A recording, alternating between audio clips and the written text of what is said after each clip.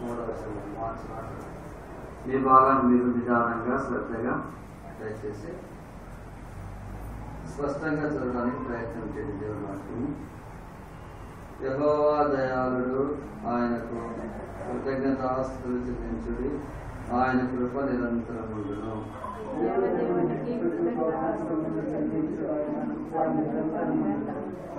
ప్రభువునకు కృతజ్ఞతాస్తుతులు చెల్లించుడి, ఆయన కృప నిరంతరముండును.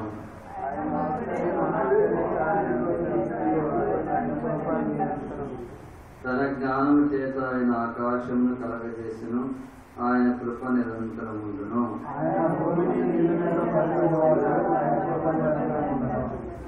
ఆయన గొప్ప జ్యోతులను నిర్మించిన వాడు, ఆయన కృప నిరంతరముండును.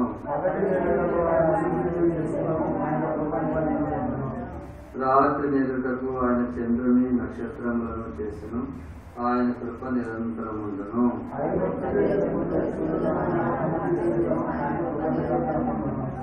వారి మధ్య నుండి ఇశ్రాయేలీయులను ఆయన రప్పించెను, ఆయన కృప నిరంతరముండును.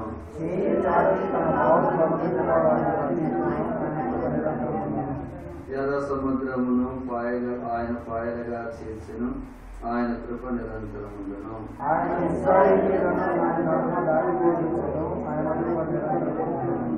ఫరోను అతని సైన్యమును ఎర్ర సముద్రములో ఆయన ముంచివేసెను, ఆయన కృప నిరంతరముండును.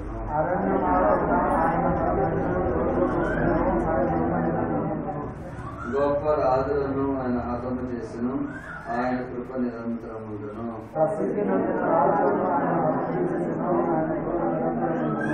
అమోరీల రాజైన సీహోనును ఆయన హతము చేసెను, ఆయన కృప నిరంతరముండును.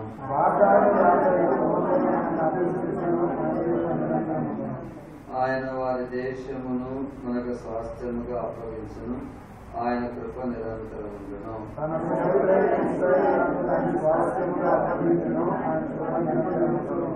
మనము దీన దశలో ఉన్నప్పుడు ఆయన మనలను జ్ఞాపకము చేసుకొనెను, ఆయన కృప నిరంతరముండును.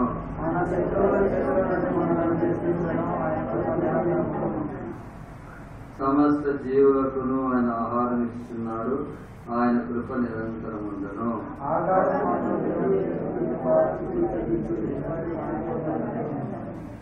చదువుకున్న భాగాన్ని మనం గమనించినట్లయితే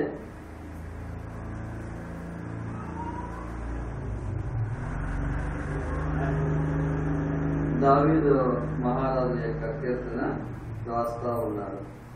ఈ కీర్తనలో 136 కీర్తనలో దాదాపుగా ఎన్ని వచనాలు ఉన్నాయంటే 26 వచనాలు ఉన్నాయి. ఎక్కువ సార్లు వచ్చేసి ఒకే మాట ప్రతి వచనంలో కూడా ఒక మాట అయిపోతాను, ఆయన కృప నిరంతరముండును. చూడండి, ఈ మాట గమనించినట్లయితే 26 వచనములు ఉన్నాయి. 26 వచనములో కూడా ప్రతి వచనములో కూడా ఈ మాట అయిపోతుంది, ఆయన కృప నిరంతరముండును. ఈ మాటని జ్ఞాపకం చేసుకున్నట్లయితే మనం మన ప్రభుని ఆరాధించకుండా మౌనముగా ఉండలేమండి. నిరంతరం కూడా ఆయన కృప నిరంతరముండును. చెప్పాలంటే మనము రక్షింపబడిన నాడు నుండి మనము చనిపోయేంత వరకు కూడా 50 ఏళ్ళు జీవించినా, 60 ఏళ్ళు జీవించినా, 70 ఏళ్ళు జీవించినా, చనిపోయేంత వరకు కూడా మన మీద ఆయన కృప ఉంటుంది. అటువంటిది దేవుని కృప నిరంతరం ఉంటుంది. అలాగే దావీదు మహారాజు అంటున్నాడు, దేవదేవుడు అంట. ఆయన మామూలు దేవుడు. ఏ దేవుడు అండి? దేవదేవునికి అంటున్నాడు. ప్రభువులకు ప్రభువు అంటున్నాడు. దేవదేవునికి కృతజ్ఞతాస్తుతులు చెల్లించను, ప్రభువునకు కృతజ్ఞతాస్తుతులు చెల్లించను. మన దేవుడు వచ్చేసి ఆయన దేవదేవుడుగా ఉన్నాడు, ప్రభువులకు ప్రభుగా ఉన్నాడు, రాజులకు రాజుగా ఉన్నాడు. ఆయన భూపతులకు కూడా అధిపతిగా ఉన్నాడు. ఆయన ప్రేమైన వాళ్ళ అంత గొప్ప దేవుడు మనము కలిగి ఉన్నాము. ఉదయకాల సమయమున ఈ చదువుకున్న ఏక కీర్తనలో దాదాపుగా 7 భాగాలుగా చేయవచ్చు. కీర్తన కూడా మొట్టమొదటి భాగం వచ్చేసి ఇక్కడ రాయబడతా ఉంది, ఆయన చేసిన సృష్టిని గురించి రాయబడతా ఉంది. తన జ్ఞానము చేత ఆయన ఆకాశములను కలగజేసెను. మనకు కనబడే ఆకాశములు, సూర్యుడు, చంద్రుడు, రాత్రిపూట నక్షత్రములు, ప్రేమిన వాళ్ళగా ఆ జ్యోతులు రాయబడతా ఉంది. ఇవన్నీ కూడా ఆయన కలగజేసిన వాడుగా ఉన్నాడు. తన జ్ఞానము చేత ఆయన ఆకాశమును కలగజేసెను. తన జ్ఞానం చేసిన నీళ్ళని కలగజేసెను. తన జ్ఞానం చేతనే భూమిని కలగజేసెను. తన జ్ఞానం చేతనే జ్యోతులు కలగజేసెను.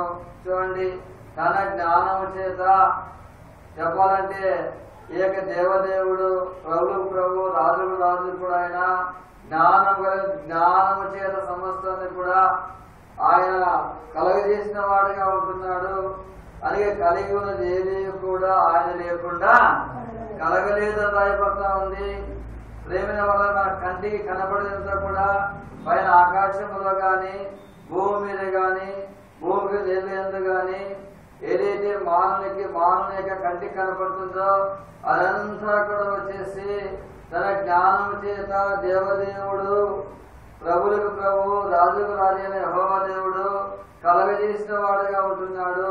అది సృష్టికర్త అంటారు. ఆయన్ని సృష్టికర్తని దేవుడిగా ఉంటా ఉన్నాడు. మానవుల్ని నిర్మించక మునిపి ఆయన మానవునికి కావలసిన సమస్తాన్ని కూడా ఆయన కలగజేసిన వాడుగా ఉంటున్నాడు. చూడండి, ఆయన కృప మానవుని మీద ఎంతగా ఉందంటే, ఆయన ప్రేమ ఎంతగా ఉంది, ఆయన దయ ఎంతగా ఉందంటే మానవునికి కావలసిన సమస్తాన్ని కూడా మానవుని నిర్మించక మునిపే మానవునికి ఆయన కలగజేసిన వాడుగా ఉన్నాడు. ఈ సూర్యుడు కూడా మానవునికి అవసరమే, చంద్రుడు మానవునికి అవసరమే, నక్షత్రాలు మానవునికి అవసరమే, ఆకాశంలో మానవునికి అవసరమే, మేఘములు మానవునికి అవసరమే, పంచభూతములు కూడా మానవునికి అవసరమే కదండి. ఈ పంచభూతాల్లో ఒకటి లైవ్ అయిపోయినా కూడా మానవ మునగడు ఉండదన్నమాట. చూడండి, ఇవన్నీ కూడా తన జ్ఞానం చేతనే మానవుని ప్రేమించి తన జ్ఞానం చేత పంచభూతములన్నీ కూడా కలగజేశాడు. అగ్ని అది కూడా పంచభూతంలో భాగమే, గాలి పంచభూతంలో భాగమే, వాయువు పంచభూతంలో. ఇవన్నీ కూడా ప్రేమైన వాళ్ళారా మానవుల కోసమైనా కలగజేసిన వాడుగా తన జ్ఞానము చేత వారిని కలగజేసిన వాడుగా ఉన్నాడు. అదే మాట్లాడ మన ప్రభుని మనం ఆరాధించమనుకో ఆయన కలగజేసిన సృష్టిని బట్టి మన ప్రభుని ఆరాధించే వారముగా ఉండాలి. ప్రభు మీ జ్ఞానము చేత మానవునికి అవసరము కాబట్టి అన్ని కలగజేసిన ప్రభువా. చెప్పాలంటే గ్రహాలు 9 ఉన్నాయంటారు. 9 గ్రహాలలో కూడా మానవుడు భూగోళంలో మాత్రమే నివసింపగలడు. చూడండి, నివాస యోగ్యమైనది గ్రహం ఏం చెప్పండి మానవుడికి? చంద్రుడి మీద మనం జీవించగలరా? బుధుడి మీద జీవించగలరా? జీవించలేడండి. మానవ నివాసానికి యోగ్యమైన గ్రహం ఏదంటే తన జ్ఞానం చేత సమస్తాన్ని కూడా కలగజేసినటువంటి దేవదేవుడు, ప్రభులకు ప్రభు, రాజులకు రాజు, భూపతులకు అధిపతి అని రాయబడి దాని గురించి బైబుల్లో భూపతులు ఎవరు చెప్పడైనా అధిపతి అయిన దేవుడు, అంత గొప్ప దేవుణ్ణి ఉదయకాల్సిన దేవుని కలిగి ఉన్నాము. దేవుడు విడారా దయగల దేవుడు, దయాళుడు దయా యెహోవా దయాళుడు. ఇంకా యెహోవా అంటే ఉన్నవాడు అనువాడు అర్థం. ఉన్నవాడు అన్నవాడు మన దేవుడు. ఉన్నవాడు అనువాడు, నిన్న నేడు నిరంతరం ఏకరీతిగా ఉన్నవాడు, అల్ప ఒమగిన వాడు, మొదటివాడు కడపటివాడు, భూత భవిష్యత్ కాలంలో, భూత వర్తమాన భవిష్యత్ కాలంలో కూడా మార్పు చెందని అంత గొప్ప దేవుని మనం కలిగి ఉన్నామండి. తన జ్ఞానము చేత ఆకాశం అని ఏం చేశాడు? తర్వాత ఆదాము వారిని కూడా నిర్మించాడు. వారి సంతానమైన ఇజ్రాయెల్ వారి గురించి 2వ మాట రాయబడతా ఉంది. ఆ ఇజ్రాయెల్ వారి గురించి రాయబడుతుంది, విమోచన గురించి రాయబడతా ఉంది. ఆ విమోచన గురించి ఇక్కడ 10వ వచనం 11వ వచనం చదవండి తీసిన వాళ్ళు.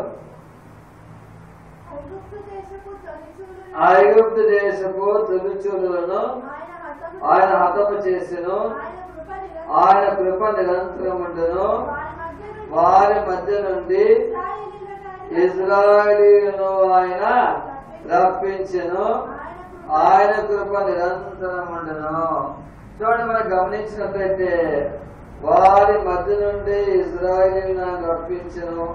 ఐగుప్తు దేశముల నుంచి, ఐగుప్తు దేశ ప్రజల మధ్యలో నుంచి, ఫరో చేతిలో నుంచి ఐగుప్తు దేశంలో నుంచి ఇజ్రాయెల్ 130 ఏళ్ళు ఇజ్రాయెల్ ప్రజలు ఐగుప్తు దేశంలో బానిసలుగా, దాసులుగా, దాసులుగా దాసుల గృహంలో వారు నలిగిపోయిన వారుగా ఉన్నారు అని ఇనప కూలి మీద రాయబడతాడు. ఇంకా ఐగుప్తు దేశంలో 130 సంవత్సరంలో ఇజ్రాయెల్ ప్రజల యొక్క జీవితాలు ఏ విధంగా ఉన్నాయంటే ఇనప కొలిమిలో ఏ విధంగా ఆ అగ్ని ఉంటుందో ఇనప కొలిమిలో వాళ్ళు కాలిపోయిన వారుగా ఉన్నారు. ఇనప ఇబ్బంది కొలిమిలో ఉన్నారు. ఇబ్బంది పెట్టారు. 130 ఏళ్ళు కూడా ఇజ్రాయెల్ ప్రజల్ని ఇబ్బంది పెట్టిన వారుగా ఉన్నారు. వారు పెట్టే కష్టాలకు తట్టుకోలేక చివరికి వచ్చేసి మూలుగుతా ఉన్నారంట. అటువంటి వారిని వచ్చేసి వారి మధ్య నుంచి దేవుడు ఏం చేశాడంటే రప్పించిన వాడుగా ఉన్నాడు, విమోచించిన వాడుగా ఉన్నాడు. ఐగుప్తు అంటే కనుక పాపానికి సాదృశ్యంగా ఉంది, బానిసత్వానికి సాదృశ్యంగా ఉంది. ఆ ఫరోరాజు కూడా అపవాదికి సాదృశ్యంగా ఉన్నాడు.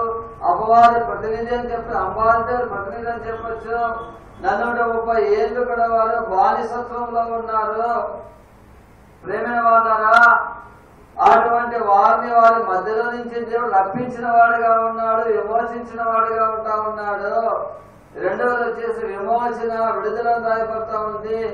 వారిని విడిపించడానికి దేవుడు వారి కోసం మోషేని పంపించాడు. ఆ మోషే ద్వారా 10 రకాల అద్భుతాలు జరిగించాడు. ఆ అద్భుతాలను బట్టి చివరికి వచ్చేసి ఇంకా కఠినపరుచుకున్న 10వ అద్భుతం ఏమంటే తొలిచూరు సంతానాన్ని దేవుడు ఏం చేశాడండి హతము చేశాడు. చివరికి ఫరో భయాభ్రాంతుడు అయిపోయి చివరికి ఇజ్రాయెల్ ప్రజలను ఆయన పంపించాడు.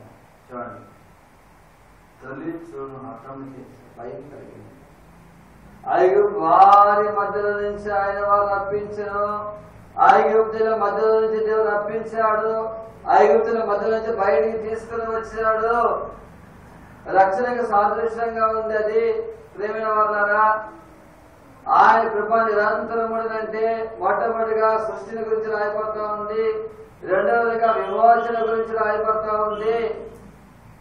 వారి మధ్య నుండి ఆ బంధించబడిన ఇజ్రాయేలీయులను, బానిసలైపోయిన ఇజ్రాయేలీయులను, దాసుల గృహంలో ఇజ్రాయేలీయులను యెహోవా దేవుడు వారి తొలిచూరు సంతాన హతము చేసి ఇజ్రాయేల్ వారిని బయటకు ఏం చేశాడంటే రప్పించిన వాడుగా ఉంటున్నాడు, రక్షించిన దేవుడిగా ఉంటా ఉన్నాడు ఇజ్రాయేల్ వారిని. మూడోదిగా మనం చూసినట్లయితే మూడవ మేలు వచ్చేసి ఇక్కడ రాయబడతా ఉంది. ఇక్కడ 13వ వచనము, ఎర్ర సముద్రము ఆయన వాయులుగా చేసెను. చూడండి ఎంత గొప్ప అద్భుతం. ఎర్ర సముద్రము, సముద్రాలంటే మనకు బాగా తెలుసు మాట. ఇంకా ఇజ్రాయెల్ ప్రజలు విడిపించబడిన తర్వాత వెళ్తా ఉంటే వారికి ఎదురుగా ఎర్ర సముద్రం వచ్చింది. వెనక్కి శబ్దాలు వస్తున్నాయన్నమాట. ఎవరి శబ్దాలు అంటే కనుక ఫరో సైన్యం వచ్చేసారు. దేని మీద వస్తున్నారండి? గుర్రాలు మీద వస్తున్నారు. టక్ టక్ టక్ టక్ టక్ టక్ గుర్రాలు మీద వస్తున్నారు. ఎదురు వెనక్కి చూసారు. ఒకసారి 6 లక్షల కాల్పనము చూసారు కదా. భయం అయిపోయింది. శత్రువు తరుముకుంటూ వస్తున్నారు. 600 రథాలతో వస్తున్నారు. వాళ్ళకి భయం అయిపోయింది. ముందు చూస్తే కనుక ఎర్ర సముద్రం ఉంది, వెనక్కి ఏముందండి? వెనక్కి ఉన్నారు శత్రు సైన్యం ఉన్నారు. ఎక్కడికి వెళ్తారు? ఇంకా మళ్ళా ఇంకో వైపు వచ్చేసి ఎడాలంటే ఒక్కొక్క అరణ్యం ఉందంట. కప్పేసింది అనమాట. ముందేమో ఎర్ర సముద్రము, వెనకలేమో ఫరో సైన్యము, ఓవైపు అరణ్యము, మరొక వైపు ఏమో మార్గం లేదు వెళ్ళడానికి. వాళ్ళకి అర్థం కాలే. వాళ్ళకి భయపడ్డారంట. వాళ్ళు మెక్కిలి భయపడిపోయినారు వాళ్ళు. నిర్గమాకాండం చూడండి. ఆ ఎర్ర సముద్రం దగ్గర వాళ్ళ పరిస్థితి ఏమైపోయిందంటే నిర్గమాకాండము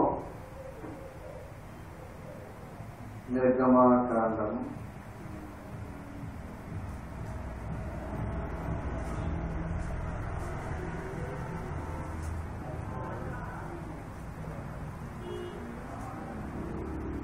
నిర్గమాకాండము 14వ అధ్యాయము. నిర్గమాకాండము 14వ అధ్యాయము చదవండి. తీసిన వారు 10వ వచనం చదవండి. నిర్గమాకాండం 14వ అధ్యాయం 10వ వచనం. ఫరో సమీపించుచుండగా ఇశ్రాయేలీయులు కన్నులెత్తి ఐగుప్తీయులు తమ వెనుక వచ్చుట చూచి మిక్కిలి భయపడి యెహోవాకు మొరపెట్టిరి. మామూలుగా భయపడేదండి. ఎట్లా భయపడ్డారు? మిక్కిలి భయపడి.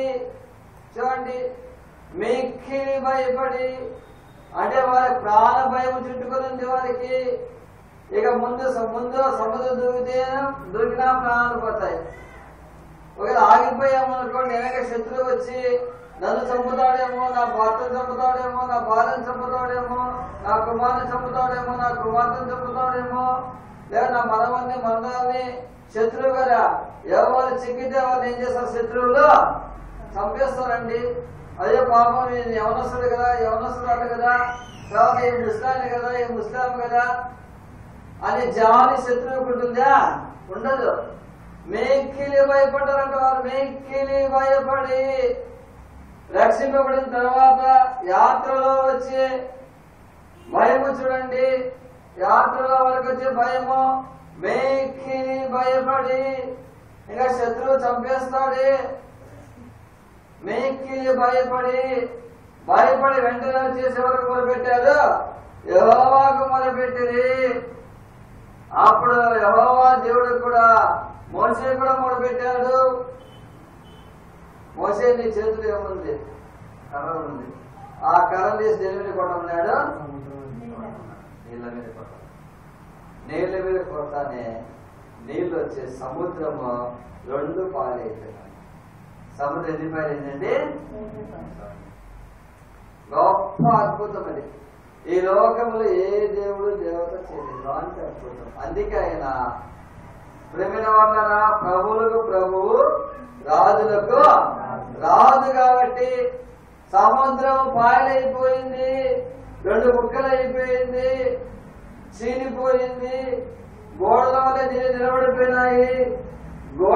నిలబడిపోయినాయంట. సముద్రంలో మార్గం ఏర్పడింది, దారి ఏర్పడింది, త్రోవ ఏర్పడింది. తర్వాత గాలి, భయంకరమైన గాలి పంపాడు, తూర్పు గాలి. బుర్రంతా కూడా ఆరిపోయింది. ఒక మంచి మార్గం ఏర్పడింది. 6 లక్షల కాలువలం ఇప్పుడు చీలిపోయిన సముద్రంలో మార్గంలో నడుచుకుంటూ పోతాడు. తన బిడ్డల కోసమైన సముద్రాన్ని కూడా పాయలుగా చేశాడు. సముద్రం ఎదిగి చేశాడండి. అందుకే ఆయన కృప నిరంతరం. సముద్రం పాయలైపోయింది. సముద్రం పాయలైపోవడం అంటే ఆలోచిస్తే మన ఆలోచన పోయేది. అందరినీ అందరండి. తన ప్రజల కోసము, తన బిడ్డల శత్రువు చేతులను రక్షించడానికి, శత్రువుని చనిపోకుండా కాపాడడానికి సముద్రాన్ని పాయలుగా చేశాడు.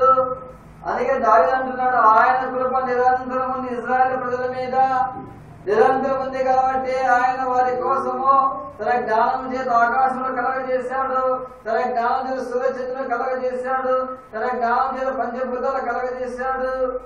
ఆయన కృప నిరంతరం ఉంది కాబట్టి రెండవదిగా ఆయన వారి మధ్యలో నుండి ఇశ్రాయేలు వారిని రప్పించాడు. 430 ఏళ్ళు దాసన గృహంలో ఉన్న వారిని ఆయన కృప ఉంది కాబట్టి వారికి అబ్రహాం ఇచ్చిన వాగ్దానం ప్రకారముగా జ్ఞాపకం చేసుకున్నాడు. కాబట్టి దేవుడు వారి మధ్య నుండి ఇశ్రాయేలు వారిని ఏం చేశాడు?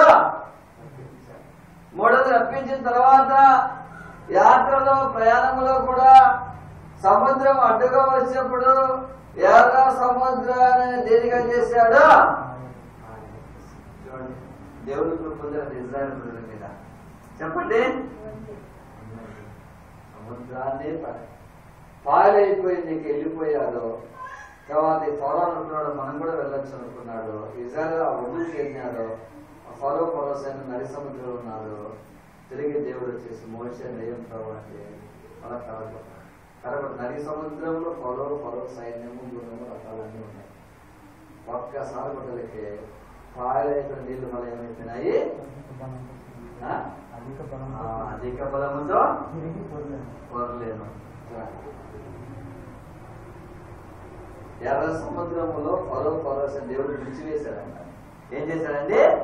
విడిచివేశాడు. తర్వాత చూస్తే సముద్ర తీరం లేక వచ్చాయంట, ఐగుప్తుల యొక్క శవాలన్నీ వచ్చాయంట. చూడండి, శత్రువు యొక్క శవాలు చూడండి, చూస్తే మంచిది. మనం కూడా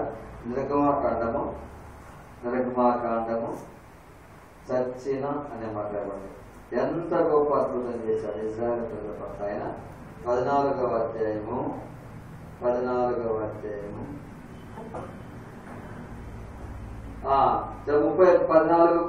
చదవండి. ఆ దినమున యెహోవా ఐగుప్తుల చేతిలో నుండి ఇశ్రాయేలును రక్షించెను. ఇశ్రాయేలు చచ్చిన ఐగుప్తీయులను సముద్ర తీరమున చూసిరి. వారి శవములన్నీ కనపడి అంతే చచ్చిన వారికి దేంతో సమానమో శవాలని వాళ్ళు అనుకుంటే అట్లాంటి చూడు. పరో శవం అంటే పరో సైన్యం యొక్క శవాలు చూడు ఎట్లా చూపిస్తుంది. శత్రువుల యొక్క సచ్చిన శవాలని దేవుడు చూపించాడండి. అంత గొప్ప కృప ఉంది ఇశ్రాయేలు ప్రజల పట్ల. సముద్రాన్ని పాయలుగా చేశాడు. శత్రువు యొక్క శవాలు కూడా వారు చూపిస్తా ఉన్నాడు. ఇశ్రాయేలు ప్రజలారా, నా కృప మీ మీద ఎంత మెండుగా ఉందో చూసారా? ఎప్పుడైనా నా బావు ఎంత బలంగా ఉందో చూసారా మీరు? నా బలము ఎంత బలంగా ఉందో చూసారా మీరు? ఈ శవాన్ని చూసిన మీరు తెలుసుకోండి. రేమైన వాళ్ళు అందుకే దావీదును ఆయన కృప నిరంతరం ఉండును. 4వ మేలు చూడండి. ఇంకా ఇశ్రాయేలు ప్రజల కోసం ఏం చేశాడు? 4వ మేలు మనం గమనించినట్లయితే 17-18 వచనాలు. గొప్ప రాజులను హతము చేసెను, ఆయన కృప నిరంతరం ఉండును. ప్రసిద్ధి చెందిన రాజులను హతము చేసెను, ఆయన కృప నిరంతరం ఉండును. అమోరీయుల రాజైన సీహోనును హతము చేసెను, ఆయన కృప నిరంతరం ఉండును. బాషాను రాజైన ఓగును ఆయన హతము చేసెను, ఆయన కృప. ఎందుకు ఈ యొక్క రాజును దేవుడు హతము చేశాడు అంటే, అమోరీయుల రాజైన సీహోనును బాషాను రాజైన ఓగును ఆయన ఎందుకు హతం చేశాడంటే, ఇజ్రాయెల్ ప్రజలు కనాన్ దేశం వెళ్ళాలి కదా. ఆ ప్రయాణంలో వచ్చేసి వాళ్ళు ఇజ్రాయెల్ ప్రజలు అడ్డగించేశారు.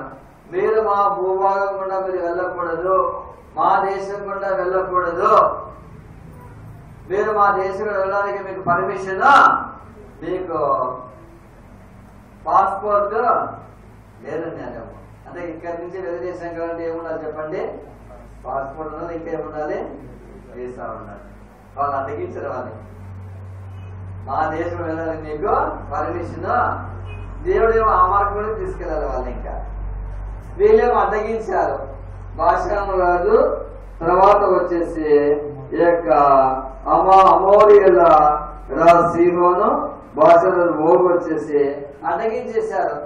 మీరు మా దేశం గుండా వెళ్ళకూడదు, మరొక మార్గంలో వెళ్ళండి మీరు అని దేవుని పిల్లలు అడ్డగించారు. అడ్డగించిన వారు ఎటువంటి వారంటే సామాన్యమైన వారు కాదంటే అడ్డగించిన వారు. ఎటువంటి వారంటే అడ్డగించిన వారు రాయబడిన గొప్ప రాజులు. వాళ్ళు ప్రసిద్ధి నొందిన రాజులంట. మామూలు రాజులు గారు అడ్డగించిన ఇశ్రాయేలు ప్రజల్ని. గొప్ప రాజులు అడ్డగించారు ఇశ్రాయేలు ప్రజలని. ప్రసిద్ధి రాజులు అడ్డగించారు ఇశ్రాయేలు ప్రజలని. కానీ గొప్ప రాజుల కంటే యెహోవా ఇంకా గొప్ప రాజు కదా. ప్రసిద్ధి రాజుల కంటే యెహోవా ఇంకా ప్రసిద్ధి రాజు కదా ఆయన. అందుకే దేవుడు రాజులకు రాజు, ప్రభువులకు ప్రభువు అని రాయబడింది. తన ప్రజలను అడ్డగించిన గొప్ప రాజులను దేవుడు హతం చేశాడు. తన ప్రజలను అడ్డగించిన ప్రసిద్ధి రాజును కూడా హతం చేసిన వాడుగా ఉన్నాడు తన ప్రజల కోసము. ఒకవేళ వాళ్ళు అనుకుంటారు ఒక అడుగు ముందుకేస్తే మిమ్మల్ని హతం చేస్తామని బెదిరించారేమో. అమోరు రాజు, బాషాను రాజు, గొప్ప రాజు, ప్రజల రాజులో హతం చేస్తాం ఖబర్దార్ అని అంటారేమో.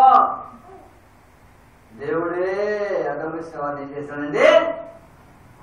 తన ప్రజల కోసం చూడండి గొప్ప రాజులను, అందుకే ఒక మోడల్ సామెత అనుకుంటా, రాజులు వచ్చేసి దేవుని చేతిలో వచ్చేసి ఎలాంటి వారంటే కనుక కాలువలు అంటారు. ఎవరు చెప్పండి? కాలువలు. ప్రేమైన వాళ్ళ తన ప్రజల కోసం చూడండి గొప్ప రాజులను, ప్రసిద్ధ రాజులను హతం చేశారు. రాజు క్షేమంగా వారు ఇప్పుడు కనాన్ దేశంలో ప్రవేశించారు. ఆ కనాన్ దేశంలో కూడా ఊరికి వదిలిపెట్టే దేవుడు వదిలిపెట్టాడు అనమాట. అక్కడ వారికి దేవుడు ఏమి ఇచ్చాడంటే చూడండి, ఆ మాట జ్ఞాపకం చేసుకున్నాము. 5వదిగా అక్కడ దేవుడు వారికి ఏమి ఇచ్చాడు? 21వ వచనం.